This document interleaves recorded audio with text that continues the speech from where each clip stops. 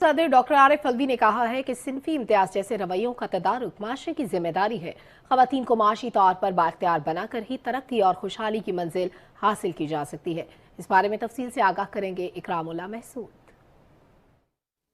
ऐवान सदर इस्लामाबाद में खवातीन के मलकियती हकूक से मुतलिक कानून साजी के नफाज के लिए आगाही महम की तकरीब से खिताब में सदर डॉक्टर आरिफ अलवी ने कहा कि खवातीन के हकूक और सिनफी मुसावात से मुतलिक शऊर उजागर करने के लिए मीडिया खुसूसी किरदार अदा करे।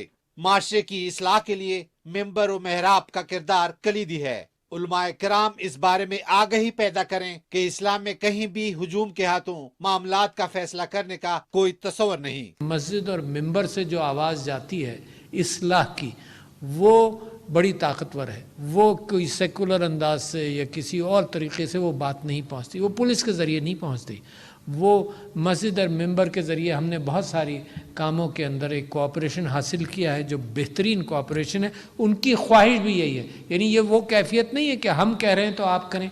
ये वो कैफियत है जिसके अंदर कुरान और सुन्नत के हवाले से वो खुद भी इतने ही बेचैन है। कानून और इंसाफ के वजीर बैरिस्टर फरोग नसीब ने कहा कि खवातीन के मलकियती हकूक के कवानीन के मुताबिक हर औरत अपनी जायदाद को महफूज रखने का हक रखती है। उन्होंने कहा कि अब खवातीन को अदालतों के चक्कर नहीं लगाना पड़ेंगे।